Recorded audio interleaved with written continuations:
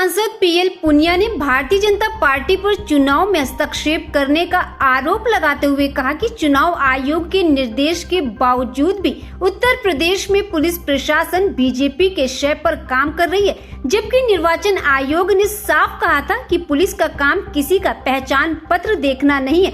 उसके बावजूद भी कई जगह से ऐसी घटनाएं सामने निकल कर आ रही हैं, जहां ये स्पष्ट हो रहा है कि उपचुनाव में उत्तर प्रदेश की पुलिस भारतीय जनता पार्टी का साथ दे रही है। बता दें, पार्टी मुख्यालय पर बैठक के बाद मीडिया से बातचीत के दौरान पूर्व सांसद पीएल पुनिया ने कहा कि इस बार बीजेपी का सुपड़ा प्रदेश से साफ हो जाएगा। सर, आज चुनाव हो रहा है और बड़ी जगह जो है शिकायत आई है, उस पर क्या कहना है? देखिए, राहुल जी, खड़गे जी कई बार कह चुके हैं कि जो गवर्नमेंट मशीनरी है वो बीजेपी का साथ दे रही है, तो बीजेपी के साथ लड़ते हैं। जगह जगह की घटना हो रही है। पुलिस का जांच पड़ताल करना कहीं नहीं लिखा। चुनाव आयोग के स्पष्ट निर्देश है कि पुलिस केवल शांति व्यवस्था देखेगी, लेकिन वो हस्तक्षेप कर रहे हैं। वोटर्स को, कांग्रेस पार्टी के जो इंडिया गठबंधन के वोटर्स को डरा धमका रहे हैं। ये अत्यंत खेदजनक है, लेकिन फिर भी इनके नापाक इरादे कामयाब नहीं होंगे।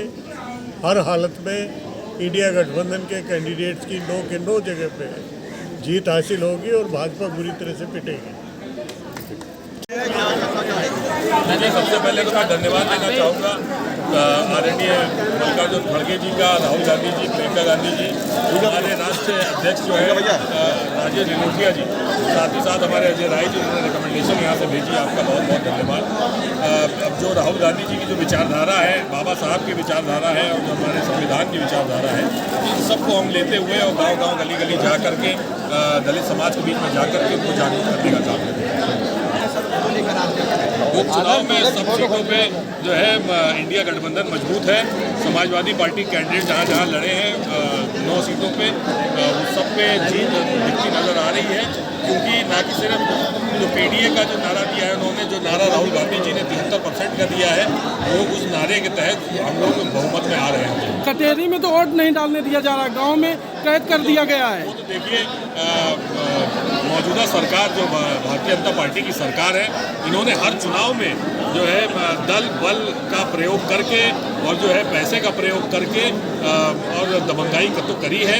चाहे वो बीएलओ के ट्रांसफ़र हो, अपने मनमानी वोटर लिस्ट में नाम काटने की बात हो, और चाहे लोगों को वोट ना डालने दिया जाए, ये सारी चीज़ें उन्होंने पूरा दल बल इस्तेमाल किया है। लेकिन मार्जिन ज़्यादा है और हम लोग जीतेंगे। 7 पुलिसकर्मी सस्पेंड भी किए गए हैं अखिलेश यादव की शिकायत के बाद। अब वो तो देखिए कहने के लिए हो गया, आपने शिकायत करी है, हमने सस्पेंड कर दिए, लेकिन जो दूसरे उनकी जगह आए हैं वो भी उन्हीं के आदमी हैं।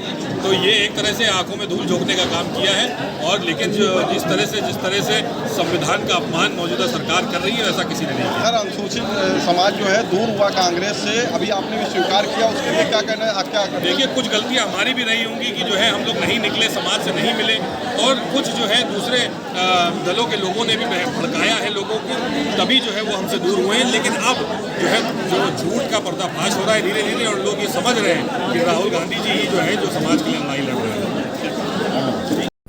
देश विदेश की ताज़ा खबर पाने के लिए हमारे चैनल NTV निष्पक्ष को सब्सक्राइब करें व बेल आइकन दबाना ना भूलें।